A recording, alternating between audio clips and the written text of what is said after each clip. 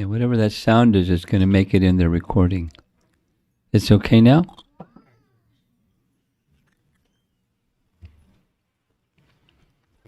Namo Vishnu Padaya Krishna Prasthaya Bhutale Srimate Bhaktivedanta Swami Niti Namine Namaste Saraswate Deve Gauravani Pracharine Nirvishesha Shanyavadi Paschatya Desatarine Jaya Sri Krishna Chaitanya Prabhu Nityananda Shri Advaita Gadadhar Shivasadi Gaura Bhakta Vrinda Hare Krishna Hare Krishna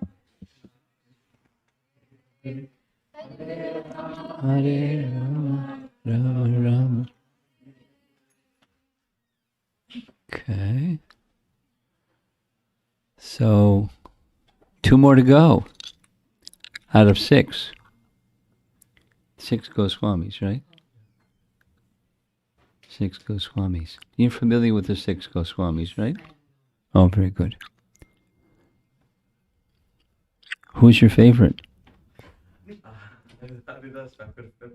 Haridas Thakur. He's not one of the 6, but that's good. Yesterday I got in the temple Namacharya book.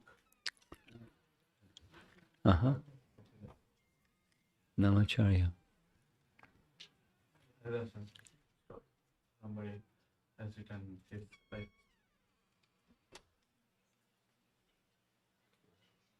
Okay. So,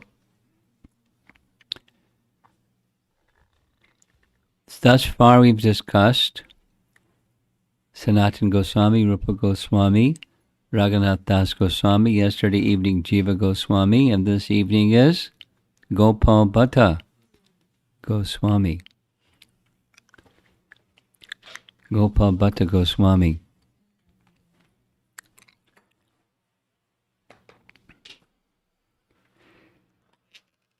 Most known about Gopala Bhatta Goswami was his deity, Radharaman. But he had many other wonderful characteristics, which we'll hear about as we go along. Here's a nice verse that he composed. O Sri Radhe, you are the queen of the heart of Govinda. Please engage me in your service.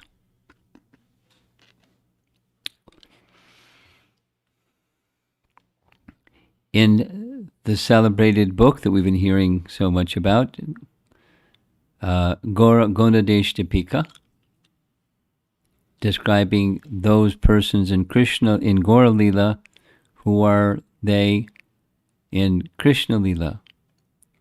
So far, all the Goswamis have been gopis or in Manjari Bhav, and so also with Gopal Bhatta. Ananga Manjari. Who is Ananga Manjari? Ananga Manjari? Ananga Manjari? Huh? Radharani's sister. Radharani's sister. Oh, Sri Radhe, you're the queen of the heart of Govinda. Please engage me in your service. And also known as Guna Manjari, different than Ananga Manjari, another of the Manjaris. And you might be interested to know, among his most celebrated disciples was Srinivas Acharya, and Srinivas Acharya wrote a poem or a prayer to his guru, addressing his guru as Guna Manjari, Gopal Bhatta. So this painting is a painting you see in the lower right corner. The artist is Vrinda. She's a teenage Hare Krishna girl who grew up in the Hare Krishna movement, sitting during class, coloring a coloring book like many kids do.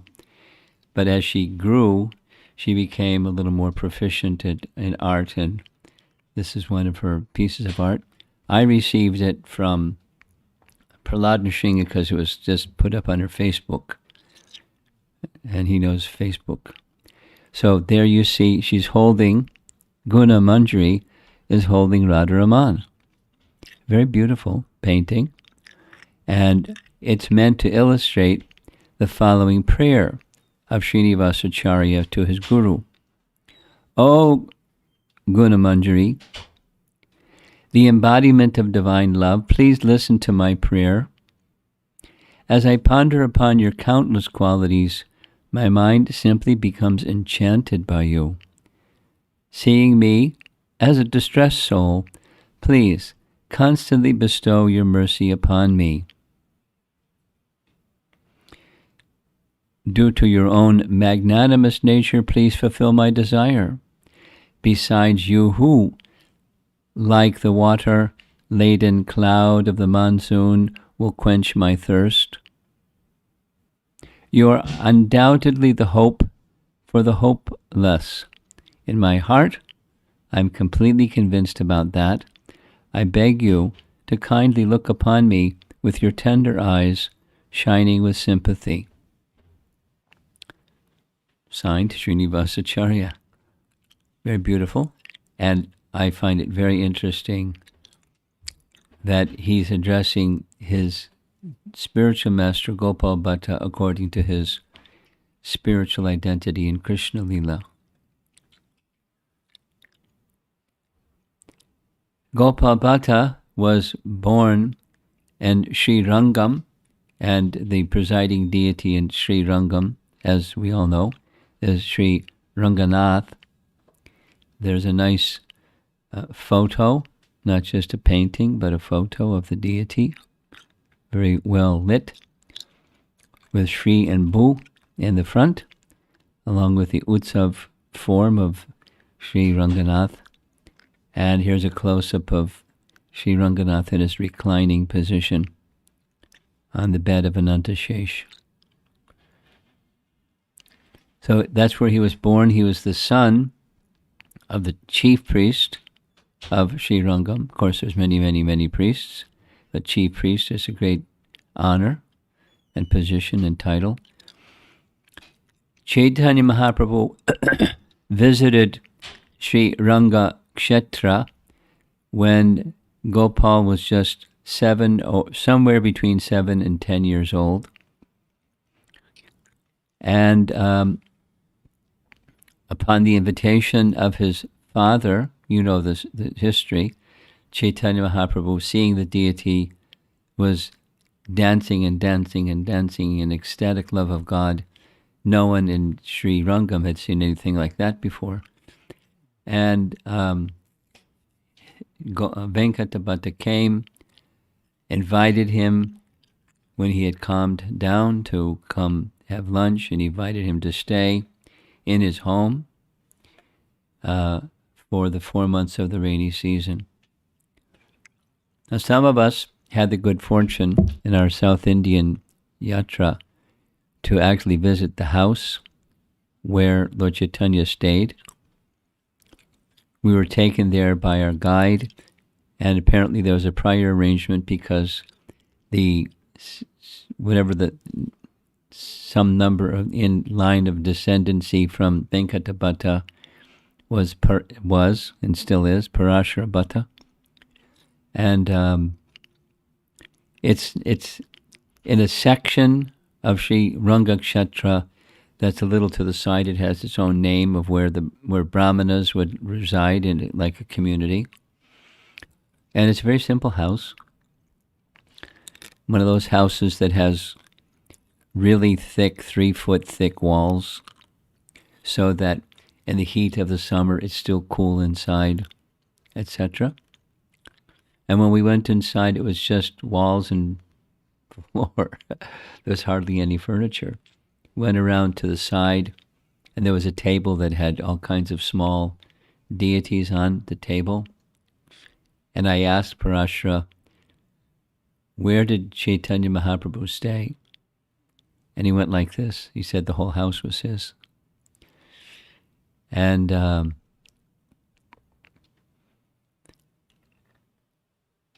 because of the elevated nature of Venkata Bhatta and the devotional nature of the young sannyasi who was staying in their home, Chaitanya Mahaprabhu and Venkata Bhatta naturally had some discussions together. Nearly every evening they would sit and for some time discuss Hari Katha. There's a celebrated exchange, which I'm going to narrate, found in Chaitanya Charitamrita, which most of you are familiar with. In the exchange, Chaitanya Mahaprabhu was asking, the goddess of fortune, Lakshmi, is celebrated as being superlatively chaste. So could you explain to me why she was very anxious to leave the side of Narayana and go to where Krishna was performing his Rasa Leela dance and join the Rasa Leela dance?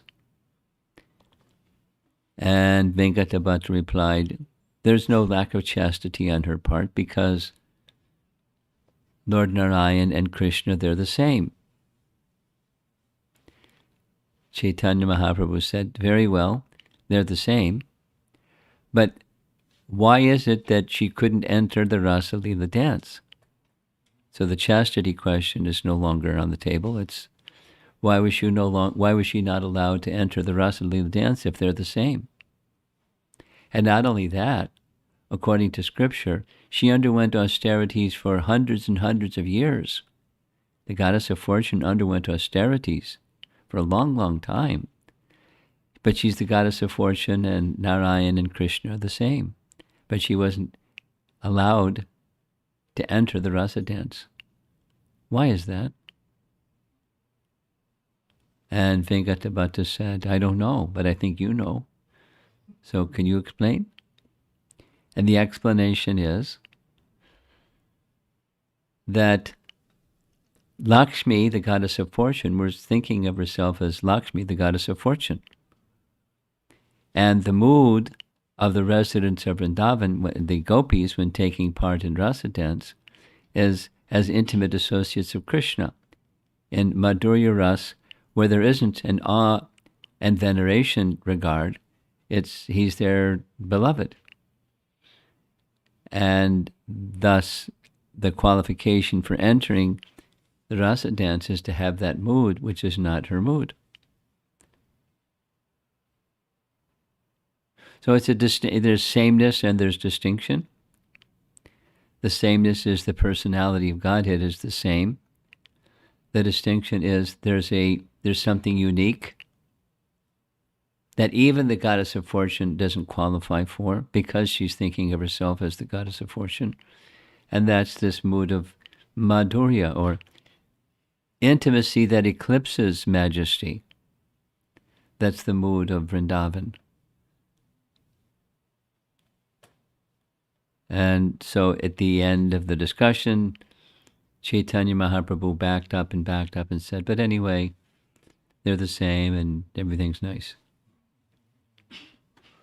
But Venkata Bhatta was a very elevated Vaishnava, and in Lord Chaitanya's association, he could understand the message. And he, Venkata Bhatta, became a great lover of Lord Chaitanya. And it was part of my experience when visiting in Srirangam and visiting with Parashara, but it has been successfully passed on generation after generation to the present generation, that he had topmost regard for Chaitanya Mahaprabhu as the personality of Godhead. There wasn't he didn't have an idea, others may, but he didn't have the idea that he was an elevated sannyasi or a saint or something. He's the personality of Godhead, Krishna himself. It was very clear.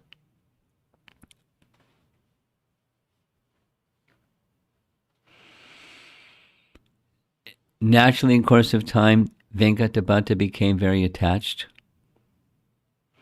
that he's not just worshipping Sri Ranganath in the temple, he's having the personality of Godhead in his most elevated form in his home. And Venkata Bhatta had a brother, Prabodhananda Saraswati, and because it's not the etiquette that a father will give Diksha to his son, therefore Prabodha later, after Lord Chaitanya left, Prabodhananda Saraswati gave Diksha to Gopal. And Gopal, being young, affectionate, spiritually elevated personality, he was very attached to Lord Chaitanya, and Lord Chaitanya became very attached to him. Very natural kind of affection exchange between the two. And he would sit with him regularly and hear his teachings and do whatever little service he could do, little Gopal. And his stay was only for 4 months. I mean, it's a long time. Then he stayed in many other places, but it was 4 months. And when it came close to the time for him to leave, Gopal was anticipating the rainy season is going to end and he's going to leave. So he was in some transcendental anxiety. There's several biographical descriptions of this, but he saw Lord Chaitanya as the personality of Godhead. He didn't like to see him as a sannyasi engaged in austerities, etc. There are others of Lord Chaitanya's associates that were like that, but their moods were different, but he didn't like that. But, obviously, what can he do? Because that's his pastime. He had a dream, it said. And in his dream, Lord Chaitanya and Nityananda appeared in his dream. And Lord Chaitanya showed his pastime as a householder, because that was more pleasing to him, to Gopal. And he showed him the range of his pastimes.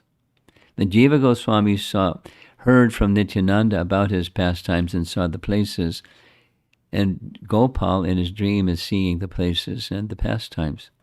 Chaitanya Mahaprabhu with his Nimai Pandit, with his long hair, etc., etc. And then he changed back to a sannyasi and Lord Nityananda. And his dream broke. So immediately, Gopal went running to Lord Chaitanya and was weeping and weeping. Please don't leave. Or take me with you if you have to leave. And Lord Chaitanya, there was such affection. He just embraced him. And he was unable to take. He said, he'll hear it shortly, Venkata Bhatta fainted when it was actually the time for Lord Chaitanya to leave. Chaitanya Mahaprabhu was parting instructions to Gopal when it was time to leave. For now, stay here and serve your father and mother. After they have departed this world, you may go to Vrindavan and join Rupa and Sanatan. Always engage yourself in hearing and chanting the glories of Krishna. And that was it. Their interaction was those 4 months, and other than those 4 months, there was no further personal association. But there was a long-standing relationship. We'll hear as we go along. And Lord Chaitanya left. So he is 7 to 10 years old. We'll see shortly.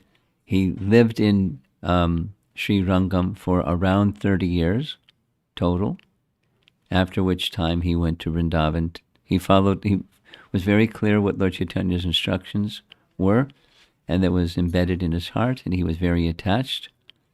And so he followed. He received Diksha from Prabodhananda Saraswati, and his uncle taught him very carefully on all aspects of Brahminical and Vaishnava life, on the Sanskrit grammar and the study of the scripture, the process of deity worship, and everything. And even when he was young, he was such a learned Vaishnav that he became a celebrated person even before he left Srirangam, locally at least. And here in there's a temple where Lord Chaitanya, while he was in those 4 months of the rainy season, he, with his own hand, he carved Jagannath deities. I don't have a photo of those deities. They're very different and beautiful. But on the ceiling, there's this painting of little Gopal sitting before Chaitanya Mahaprabhu receiving his teachings. And so he remained 30 years in Srirangam and then 45 years in Sri Vrindavan. So, ripe age, 75. When his parents departed this world, he was very clear what Lord Chaitanya's teaching was. Lord Chaitanya was still in Puri at the time, but he didn't make a little stop in Puri. He went straight to Vrindavan, took shelter of Rupa and Sanatan. And they knew, Rupa and Sanatan knew that he was going to come at some point in time, and they were very happy. They treated him like a younger brother. He was like their son in age, but they treated him like a younger brother. And they sent a letter to Lord Chaitanya with the good news, because apparently there had been some, did Gopal get there yet, kind of question, because there was some exchange. So they sent him the good news that Gopal has arrived. And Lord Chaitanya was very happy. And he sent another letter along with some paraphernalia, some of his personal items. One was a little wooden platform that's very common for South Indian people to sit on, about 10 inches wide and 6-7 inches tall, hardwood. There's a name for it. And some of his kopins, his clothing, personal clothing, and sent it with a messenger with an instruction for Gopal. Do not become dependent upon security or adopt a permanent residence. Please spend most of your time assisting Rupa and Sanatan in compiling transcendental literature, and thoroughly study this literature as well. Pretty simple, but it's a lifetime assignment. And so, along with the earlier instruction, this was his instruction, and this is what he did. His involvement in the writings of Rupa and Sanatan is very important, because again, he was already appreciated as being very, very learned person, and he had, deep roots in Sri Vaishnava tradition, naturally, because that's where he grew up.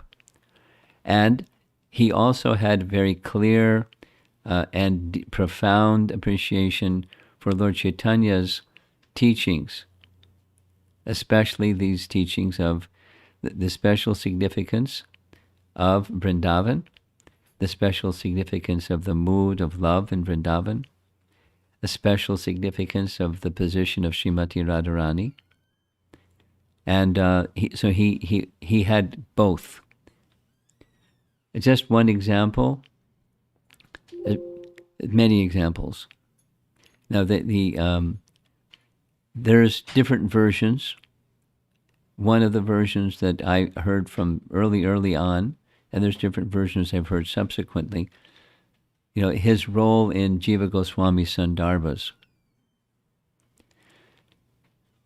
Now, one version is he just wrote an introduction or foreword to that book and was a consultant. Another version, which I favor, is when he was growing up and doing his scholarship in Srirangam, he was studying Srimad Bhagavatam. He carefully went through Srimad Bhagavatam, making very careful notes, like some people are really good at making very careful notes. And he put these notes in a certain order, and he gave all those notes to Jiva Goswami with two requests: put it in a publishable form and don't mention my name. Because that was his mood. He liked serving unobserved. But he liked serving unobserved, in the background, unobserved, not in the foreground. So Jiva Goswami, in his introductory verses, speaks of one learned Bhatta. He doesn't say Gopal, but one learned Bhatta gave to this insignificant Jiva, Jivakaha, the mandate to write this book. So he doesn't say explicitly he gave me his notes, but that's the version that I've heard. And Gopal wrote an introduction to this book. It's just a very meticulous way of looking at the Srimad Bhagavatam. A and B. A is according to topics, and B is as a commentary on Vedanta Sutra. It's not a commentary on Vedanta Sutra, but it is a commentary on Vedanta Sutra. It's not called a commentary because Jiva Goswami would not transgress what Chaitanya Mahaprabhu said. There's no need for a commentary on Vedanta Sutra. There already is one, Srimad Bhagavatam. But I'm not that kind of scholar that knows enough about this, but I've heard those that are say that the methodology, this is now a carryover from yesterday, but the methodology in the beginning of the early part of Tattva Sandarbha, which is the first of the six, Jiva Goswami does what scholars do. He knew what scholars do, and he did what scholars do. You state your purpose. You describe the primary references you're going to use to establish your purpose, the secondary references that you'll also make, and then the system that you're going to use. So the system was, he would make a declaratory statement, and then he would refer to verse or verses from the Bhagavatam that would support that declaratory statement, and then he would draw upon the secondary yet important sources that support the statement. And then he would mention, if required, the opposing view. Those who would disagree with this would say such and such, and to that my refutation is whatever it is. And to this refutation they would object and say such and such, and my reply will be whatever it is. And that was the system that he used. So the declaratory statements that and then are followed by the other stages are not verbatim, but they very closely follow Vedanta Sutra.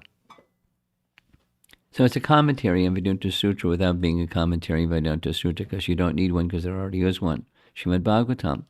He didn't transgress Lord Chaitanya's statement, but he made a commentary in that fashion, in that form, because Srimad Bhagavatam is a commentary on Vedanta Sutra. Are you with me? Srimad Bhagavatam is a commentary on Vedanta Sutra. Vedanta Sutra summarizes the whole of the Vedas, and Srimad Bhagavatam is the commentary. So writing a commentary on Srimad Bhagavatam is like writing a commentary on Vedanta Sutra. So it's a commentary on Vedanta Sutra, but it's a commentary on Srimad Bhagavatam. But it follows the system of Vedanta Sutra, because Srimad Bhagavatam, being a Purana, isn't confined in that way to making points that lead to other points that lead to other points. It does explain those points. In any case, Gopal Bhatta had a significant role to play in assisting Rupa in the Sandarbhas. It is said that he had a significant role in assisting Sanatana Goswami in compiling one of Sanatana Goswami's important works, which is Hari Bhakti Vilas. And there's two versions. The version that I like is, an example in Paramatma Sandarbha, because there's 6 Sandarbhas, one of them is Paramatma Sandarbha. One of the sections in Paramatma Sandarbha is giving details about the jiva and the distinction between the jiva and Paramatma. So in defining the tattva about the jiva, Jiva Goswami explicitly makes reference to a acharya of his time that from the Sri Vaishnava tradition that made certain writings about the tattva of the jiva. His name was Jamitri Muni. Jamitri Muni. Now, I've not heard his name before, but I've, subsequently from hearing discussions on Paramatma Sandarbha, did a little research, and he was a very prominent and a well-accepted authority in Sri Vaishnava tradition, living in Srirangam. So there his name appears in Paramatma Sandarbha. Now, what was Gopal Bhatta's role in his name appearing in Paramatma Sandarbha? Was it just upon advice, or was it from his notes that then became Jiva Goswami's composition? Certainly, Gopal Bhatta had his influence. And I feel very comfortable with the understanding that Gopal, it was his notes, which were then refined and, put together in a publishable form by Jiva Goswami. And similarly in Hari Bhakti Vilas, because it's a manual on deity worship, and many, many, many, many of the details are the same as Sri Vaishnava details. And mantras to be used when worshipping deity, and procedures and mudras and everything. There's it's Gaudiya mood, and there's scholars that understand all three of these, the Madhvacharya's teachings, Sri Vaishnava teachings, and Lord Chaitanya's teachings. Lord Chaitanya's teachings more closely resemble Sri Vaishnava teachings than Madhva's teachings. Now, they're all Vaishnava teachings, but there's a particular emphasis, of course, that it makes Gaudiya teachings very unique and special.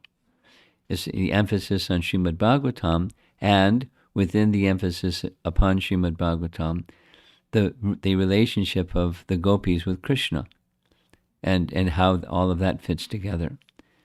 Because there isn't the same emphasis, for sure, in Madhva's line, or Madhva's teaching specifically, nor is it there in Sri Vaishnava teaching. This is a little extra. I mean, we're speaking about Gopal Bhatta's life, but he had a very, very prominent role in shaping the writings of Rupa and Sanatan. He was requested to do that, and he did that. He's in the background. His name is not in the foreground, but he's in the background with his fingerprints are all over the place in the writings of Rupa and Sanatana Goswamis. When Lord Chaitanya left this world, it was very difficult for everybody, and very difficult for Gopal. He had a dream. In his dream, Lord Chaitanya appeared and requested or suggested or instructed Gopal to, if you want my darshan, then make a trip to Nepal. Now, what's Nepal going to do for you to have darshan of Lord Chaitanya? He hadn't been there, but he went there because that was the instruction in his dream. When he went to Nepal, naturally he went to the river where the Gandaki River, where there's Shalagram Shilas, which he was very familiar with worshipping. And again, there's two versions. And, when he went to take, he had a pot to do his bathing. And one version says when he was bathing, another version says he received 6 Shalagram Shilas, went back to Vrindavan, felt not qualified, so he went to take them back to the Gandaki River, and when he tried to place them back in the Gandaki River, they jumped back in his pot. And it happened 3 times. Another version said it was his first visit, not that he went back to Vrindavan, or back to, So in either case, the Shilas were, he understood they want to be worshipped by me. And so he began to worshipping 12 Shalagram Shilas. And now the indication was that, look, you will see me. Go to Nepal and you'll see me. He hasn't seen him yet, but he's doing something that he's quite familiar with, and that's worshipping Shalagram Shilas, because he did it since childhood, part of his practice in his life. 8 years after Lord Chaitanya's departure from this world, Gopal had a very amazing experience. When he was worshipping his Shilas, he suddenly had this desire to have a deity of Krishna, like Rupa and Sanatan had, where he could dress and decorate and provide ornaments and so forth for his deity, because you don't have all that same facility with Shalagram Shilas. He just had a desire. And then the desire was fulfilled. The desire was fulfilled by a wealthy merchant came to Vrindavan and gave gifts to the Goswamis for their deities. And when he gave to Gopal nice ornaments and nice decorations and nice clothing or cloth to make nice garments, he had to decline because I don't have a deity like they have. But the man was insisting, and so he accepted. And he took rest one night thinking, it would be very nice if I had a deity I can use these items for worship. And he put his deities, the Shilas, in a basket, as he was accustomed to doing, and took rest. And in the morning he went, before the sun came up, as was his practice, took his bath in the river Jamuna. And when he came back, he was ready to do his worship, and he reached in the basket where the Shilas were, but one was missing. And the one that was missing was a Damodar Shila, and then he saw over to the side, there was his Damodar Shila in the form of Radharaman, a self-manifesting, very dapper deity. Look at how cool he's dressed. Look at his turban. And this event was one day after Nrsimha Chaturdasi on Vaishakha Purnima, and he was astonished. Obviously, he paid obeisances again and again. He quickly informed Rupa and Sanatan what happened. They came, they saw, they were astonished. There's many things that are said about what they said, including, this deity is exactly as Krishna looks.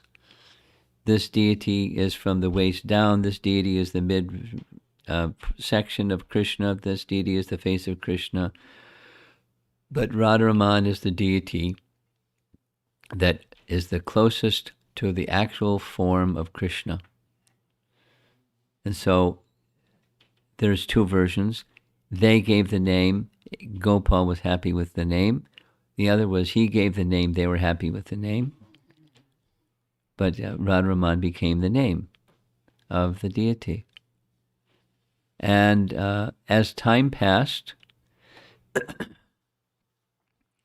one young brahmachari, a Vaishnav Brahmin, came just as Gopal Bhatta Goswami was completing his deity worship. He had to wait because he was still doing his worship. And when he was done with his worship, he attended to the young man who came. And he asked the young man who came, "Who are you?" And he said, "My name is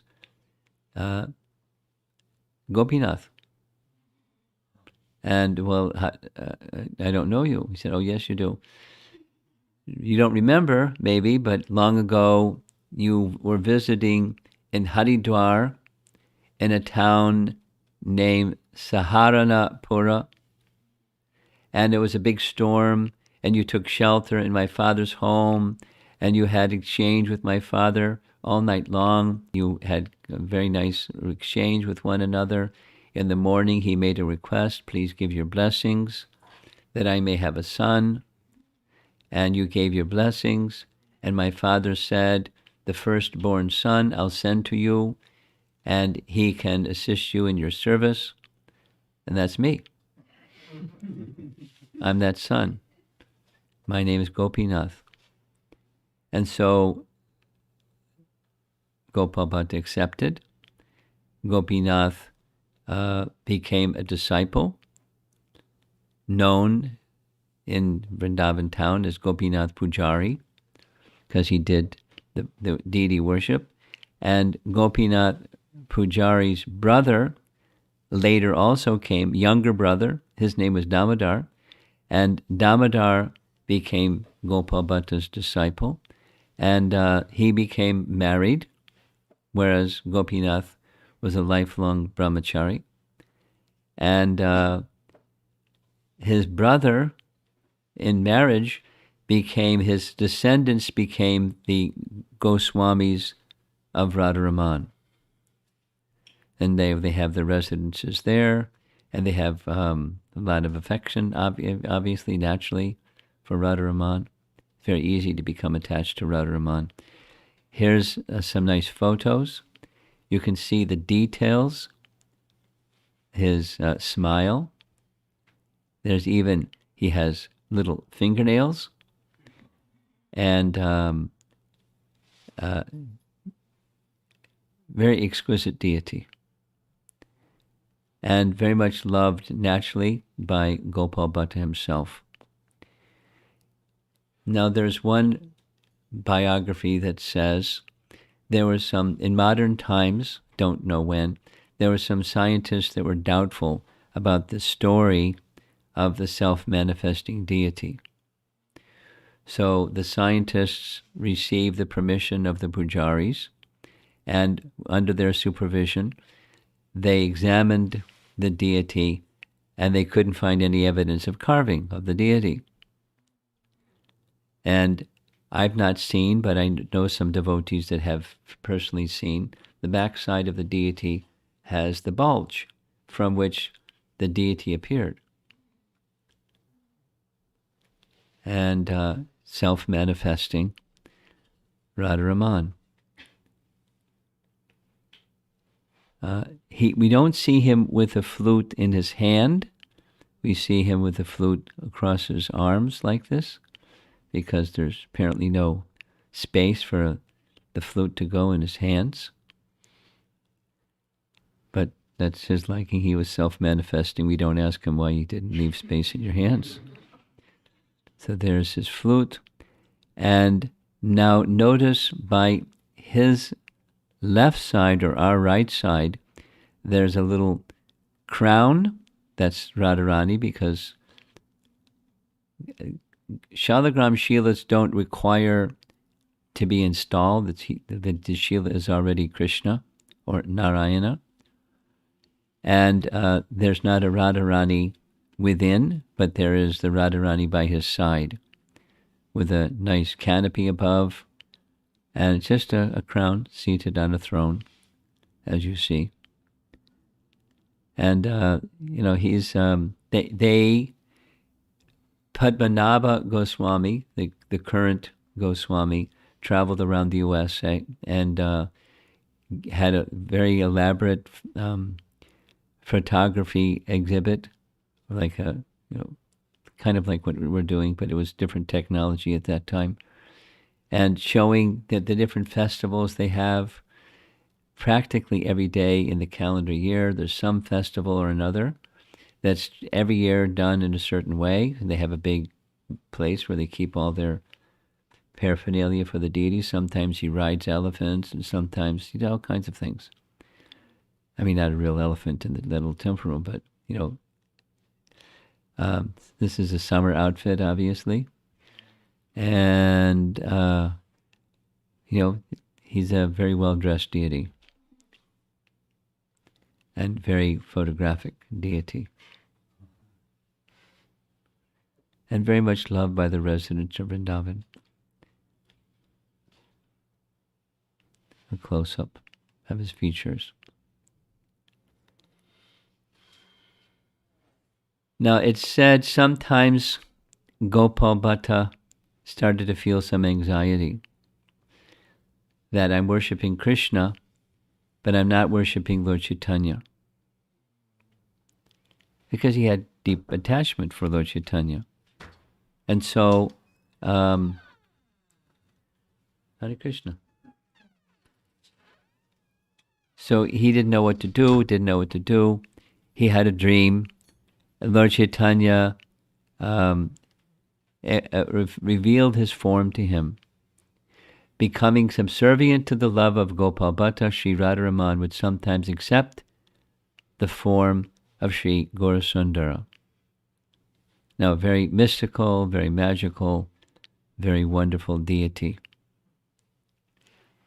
In addition to staying in Vrindavan town, the place that was assigned to him to stay by Rupa and Sanatan was a little remote.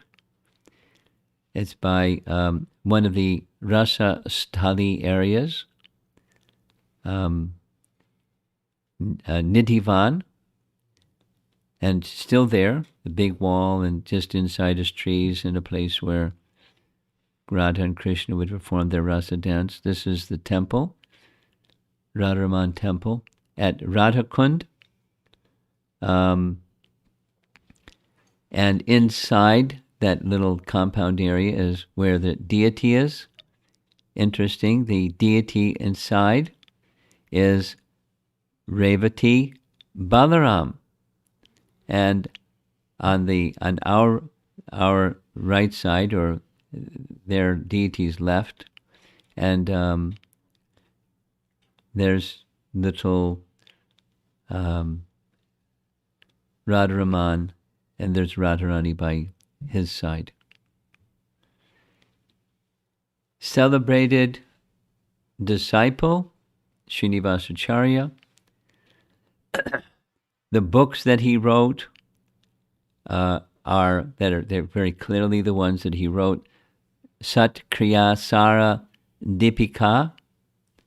It's a book that gives details and lots of details on worship. Like a little while ago, I attended a function where someone was performing an initiation ceremony that took 1.5 million hours because he was following Sat Kriya Sara Dipika. Details. But, he was into it, and some people like all those details. He edited Hari Bhakti Vilas, at least, if not compiled its essence.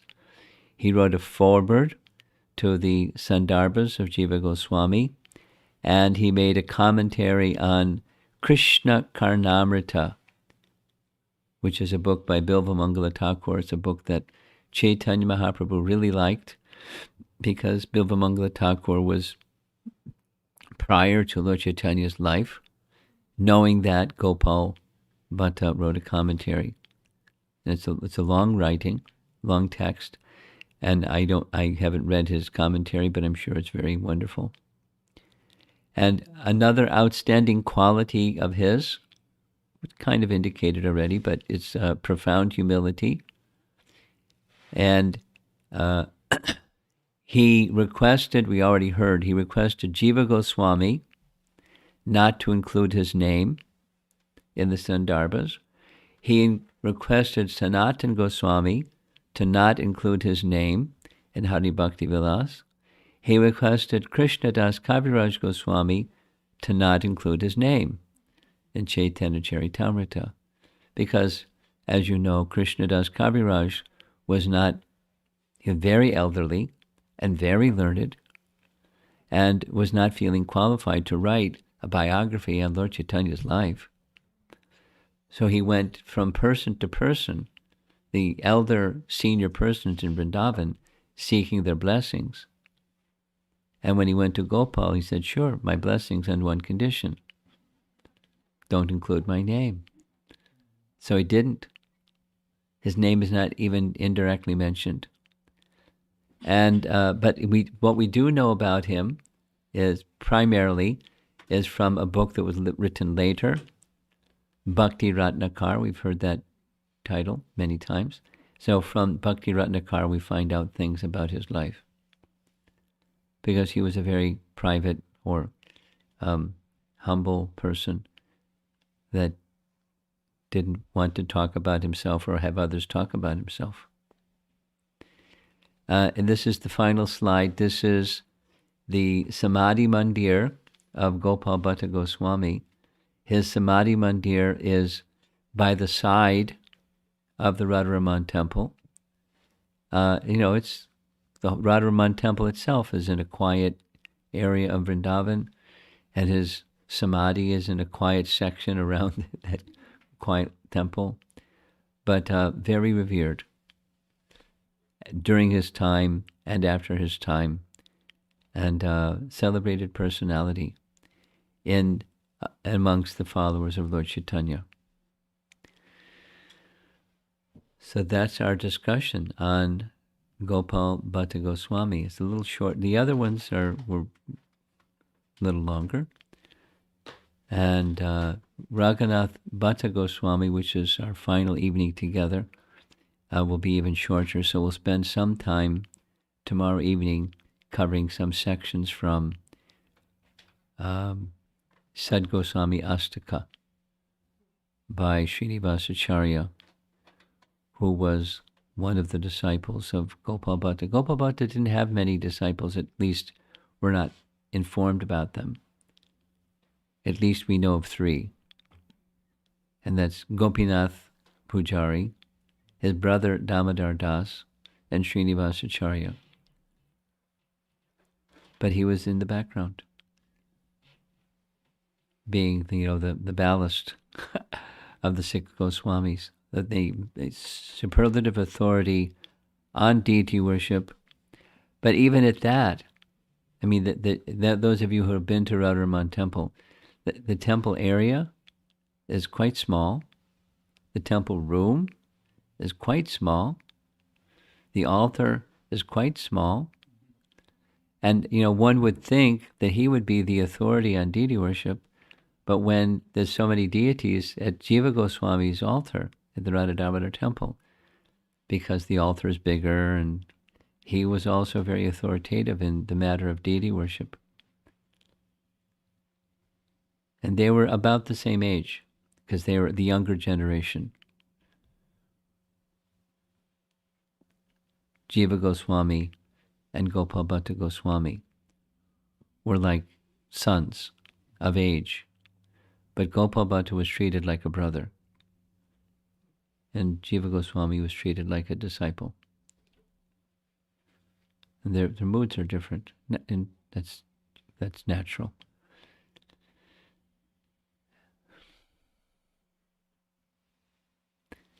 His descendant, just a little bit. The Goswamis of Radharaman had a very prominent role during Prabhupada's life.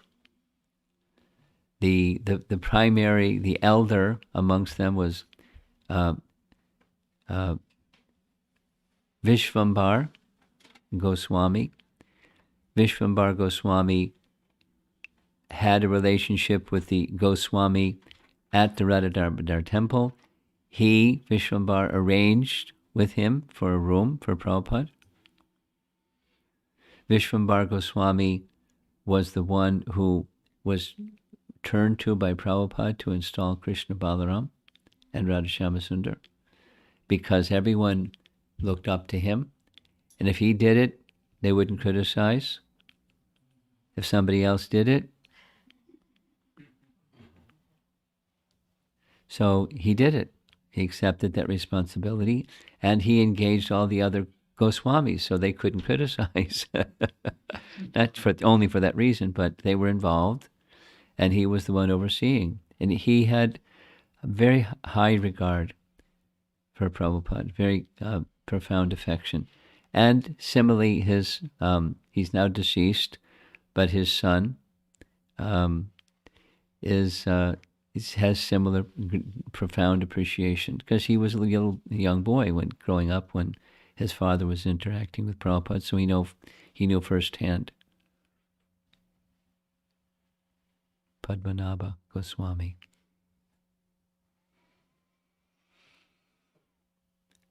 So that's a little inside appreciation, how that connects even with our ISKCON society. So let's see if there's some discussion on the Gopal Bhatta topic. I have a question. So Gopal Bhatta Goswami, you said, grew up in Sri Vaishnava culture in the early years of his life, and he got his Diksha and everything through that sampradaya. Yes, he did. So then he was able to receive the teachings from Chaitanya Mahaprabhu. Is there any significance as to why he was born in a South Indian Sri Vaishnava family? Is it to show like the teachings are similar? Or is there any significance? Well, yes and no. I mean, his uncle from whom he received Diksha was Prabodhananda Saraswati, and Prabodhananda Saraswati moved to Vrindavan, and he stayed, his Bhajan Kutir was near, right in the backside of the Kaliyagat, and he was a he was a very prolific writer, and unassuming, he made no pretenses about his glorification of Lord Chaitanya.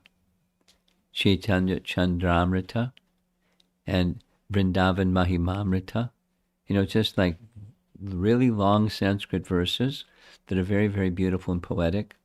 Now, your question is, was there significance in his taking birth in that place? Well, Rupa and Sanatan came from a family also from South India. Or at least the roots, their ancestry is from South India. And, in South Indian Vaishnavism has a reputation of being very strong and very strict to teachings. So that may be a reason to add that dimension or flavor or credibility or sense of identification. But on the other hand, it doesn't so much matter. On the other hand, it doesn't so much matter, just like Raghunath Das Goswami was from not at all from a Brahmin family. Or Haridas Thakur, right? Not even from a Vaishnava family. So there can be some significance or not.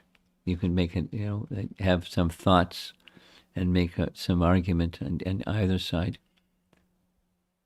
It added substance and credibility for people from that part of the world. And then and the substantiality to the teachings.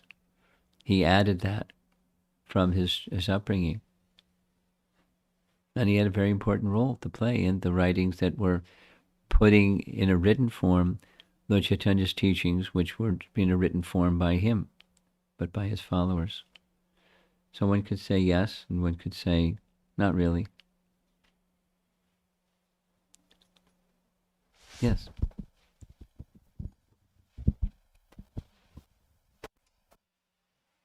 Hey Krishna Guru Maharaj.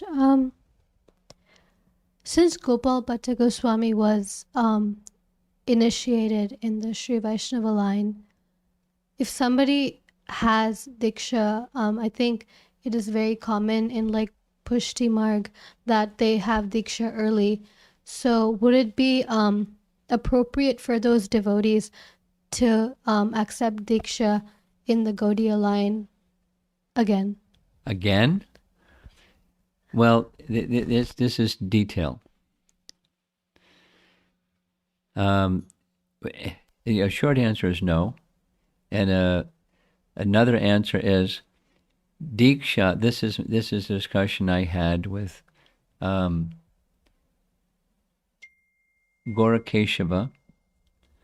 Gaurakeshava is a disciple of Prabhupada. And half the year he spends in Hawaii, the other half of the year he spends in Srirangam. And he's very learned. He's like super learned. He's the most learned person in the details of deity worship in ISKCON. So I went to him with this question. And his point was, if one receives such and such mantra,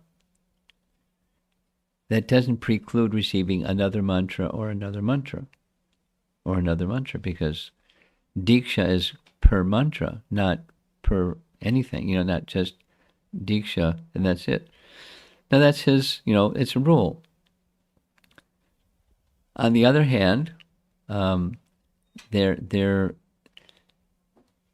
it's a more common practice that I'm aware of, that persons accept Lord Chaitanya, as did Prabodhananda Saraswati, and they accept Lord Chaitanya as their worshipable Ishtadev, and he may chant his mantras as he chanted from the time he received them.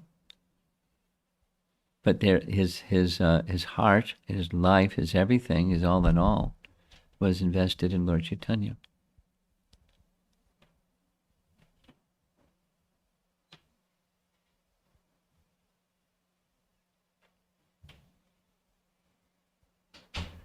So, in short, there's different schools, as with many things, and more common is, as far as etiquette-wise. Ooh. He's triggered. He doesn't hear slow, so put very high. But it's a bebop sound too. Yeah. Yeah.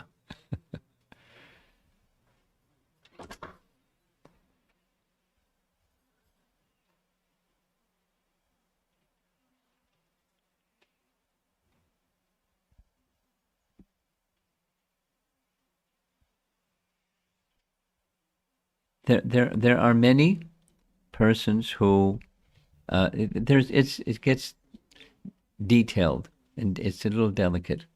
So a lot depends upon the details of what happened and what was their understanding of what happened and what mantras they received and all of those things. It's for sure one is not to receive mantras again from different places. But different mantras may be received. That's a rule. That's a Gaurakeshava rule. Anyway, that's Gaurakeshava's reference, because he took me through Hari Bhakti Vilas. He provided me a digital version of Hari Bhakti Vilas, translated in English by Bhumipati Prabhu. And it's not published, it's just a digital version. He took me through where this topic is discussed in Hari Bhakti Vilas. And so it's not gray, but it's detailed. And it's a little delicate. So that depends on the details.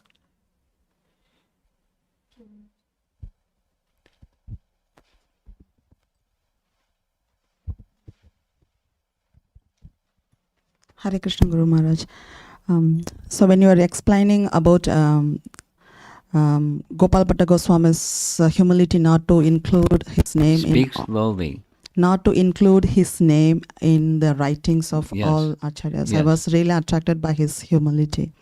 My question is the follow-up of Rishta's. So when maybe I may not have captured if, when you are explaining it, just for the clarification, is so when they get first initiated in Sri Vaishnava, they will be chanting the mantra. What they receive is different from what the mantra that we receive, right, Maharaj? So in that case, Wait. You got a presupposition I don't know is correct. Say it again slowly. So when Gopal Bhatta Goswami got initiated in Sri Vaishnava, He didn't get initiated in Sri Vaishnava. He was initiated by Prabodhananda Saraswati, who was a Sri Vaishnava. Just correcting your language. okay. So the mantra, I don't know what the mantra was. okay. So my question is like usually whatever the mantra they receive, like we would be chanting it for our lifetime. Yes. So Did Gopal If Bhatta Gop- continue chanting for his lifetime? Of course. okay, still Chaitanya Mahaprabhu line, my thing is like Gopal Bhatta Goswami was writing books, scriptures, everything like for Gaudiya Vaishnava. Yes. Okay. Yes, that was his heart. Okay. That was his heart. He knew both. Okay. And his heart was in Lord Chaitanya's line. The formality was in the Sri Vaishnava mantras. Okay. His heart was in Lord Chaitanya's line. And he knew both. Okay. And then another question is, you said Sri Rupa and Sri Sanatan Goswamis, they knew that Gopal Bhatta Goswami is going to come. Yes, they did. So is that like they received the information from Mahaprabhu, Of course. or Yes. what mode of communication was there during Letters. that? Oh. Okay. Thank you, Maharaj. Before there was postal system, there was letters. Brahmanas carried, or messengers carried letters. They wrote and they sent with a messenger. Mahaprabhu wrote back. We knew that from when they were living in Ramakeli. They sent messengers. Oh, messenger. Okay. Sure. And then they weren't getting reply, and then Lord Chaitanya gave a reply. Yes. That was the system. Okay. Thank you, Maharaj.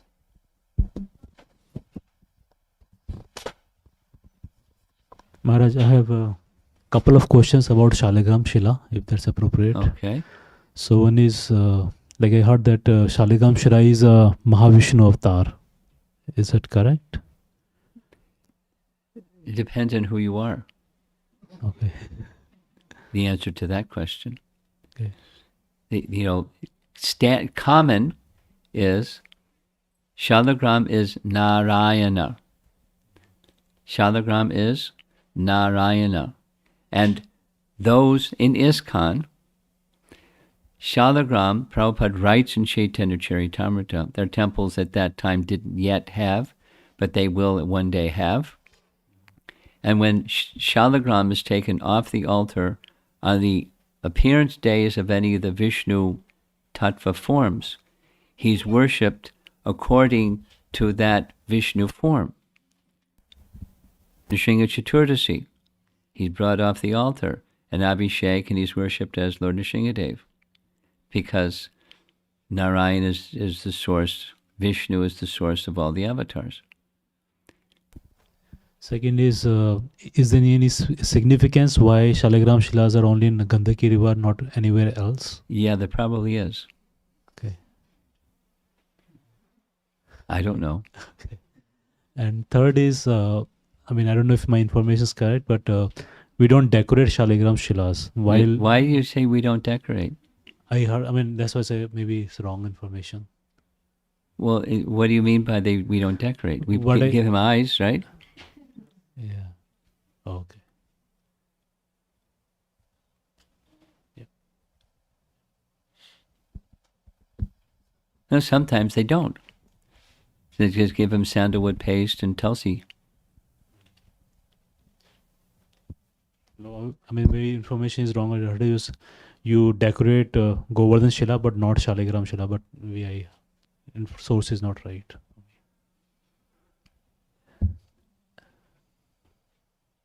Well, for sure. Tulsi and sandalwood. Now, other forms of decoration,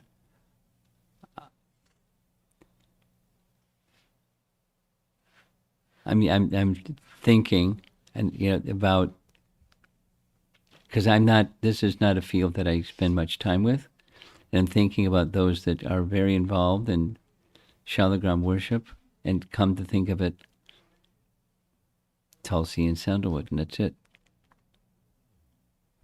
So you maybe your information is right, but I'll double check. Okay.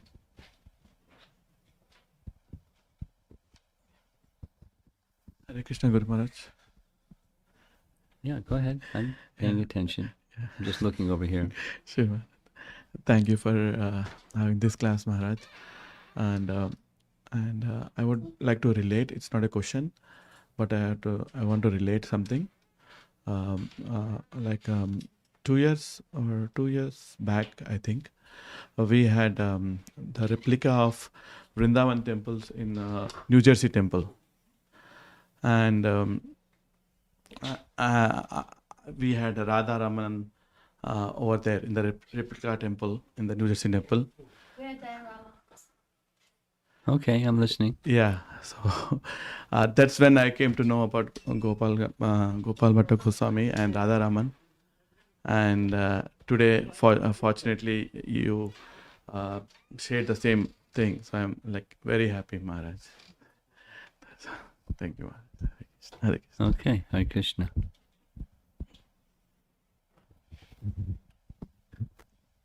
Hare Krishna, Guru Maharaj.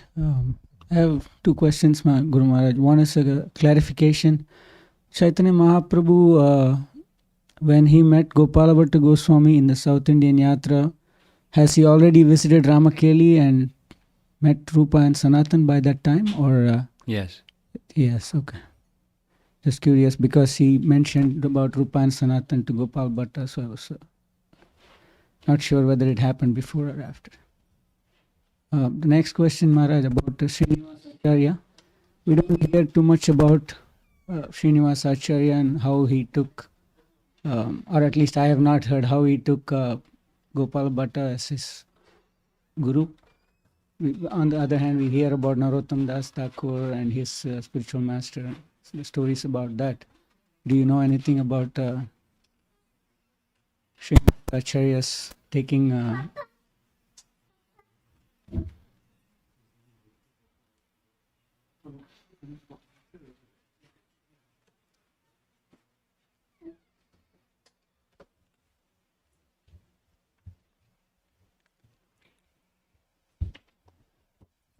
I spent a lot of time preparing for the visit to Radhakund and Shamakund, and one of the personalities that was discussed was Srinivasa Acharya, and there's not a lot of biographical information about how he became a disciple, other than he became his disciple.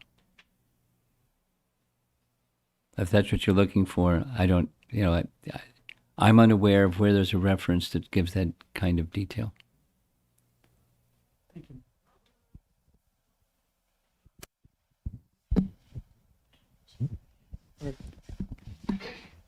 Do you have any? Can you make a comment on the? Keep the microphone. On Shalagram Shilas being worshipped with anything other than Tulsi and sandalwood. What's your understanding? In my house, my mom never decorates the Shaligram Shila.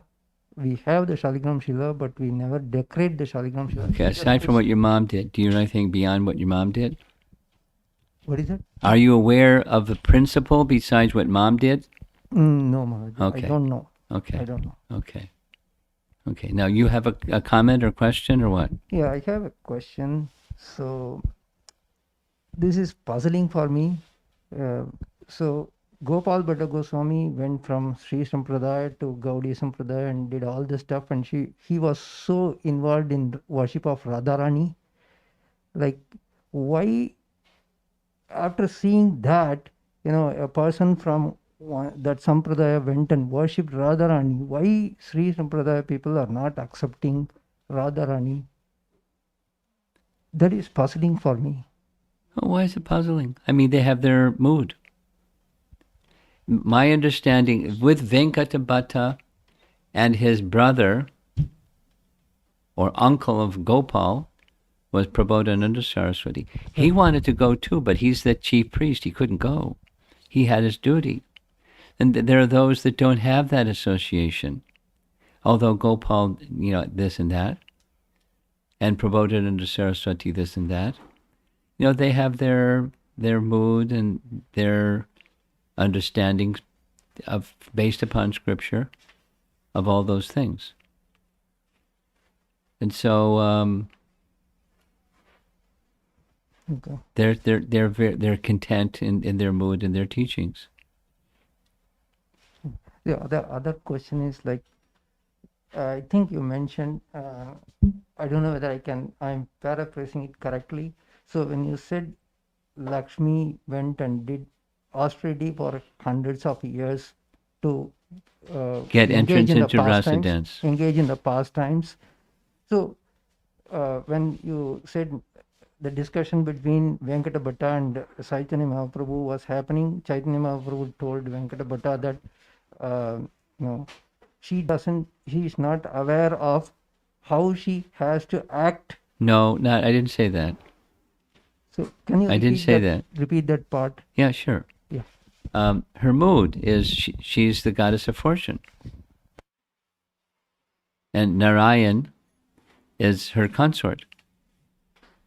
And she was attracted, but it's her mood, you don't participate in Braja pastimes, Rasalila or in any of them, without the mood of the Brijbasis. She's no question of her purity, there's no question of her fidelity, there's no question of her chastity, it's just a different mood.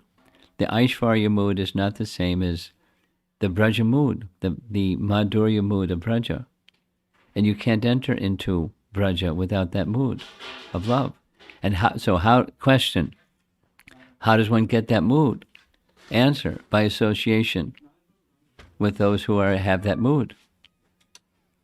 And that's the teaching of Lord Chaitanya, it's the writing of Rupa Goswami.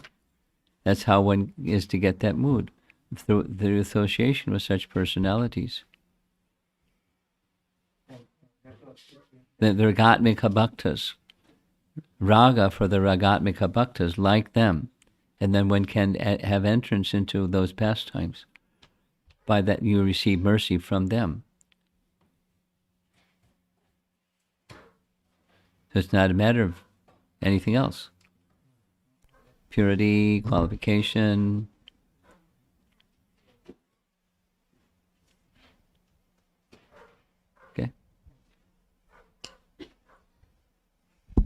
Okay.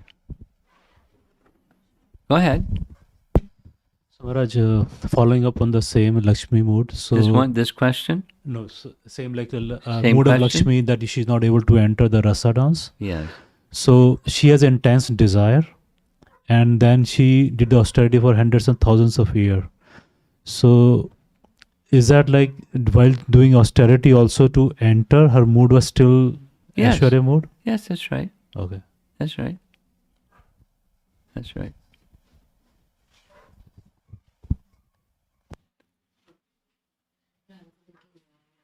even though she's in that, She's goddess of fortune. yeah, and she has to pass through. It's a mood. Vaishvarya mood and Madhurya mood are not the same. And Vraja is Madhurya mood. So how does one get Madhurya mood? Not by being the goddess of fortune, or by doing austerities as the goddess of fortune, or anything else. It's the mercy of those associates. And when one receives the mercy of those associates, that's the eligibility. And there's little people like you and me. What about us? Yeah, that's what I was thinking. That's what I picked up on. Oh. That was my question. So it's the mercy of those associates. That's how. And then there's a method. You have to read carefully Rupa Goswami's writings, and the method is spelled out. And there's a method. Okay? Hare Krishna. Hare Krishna. Last question.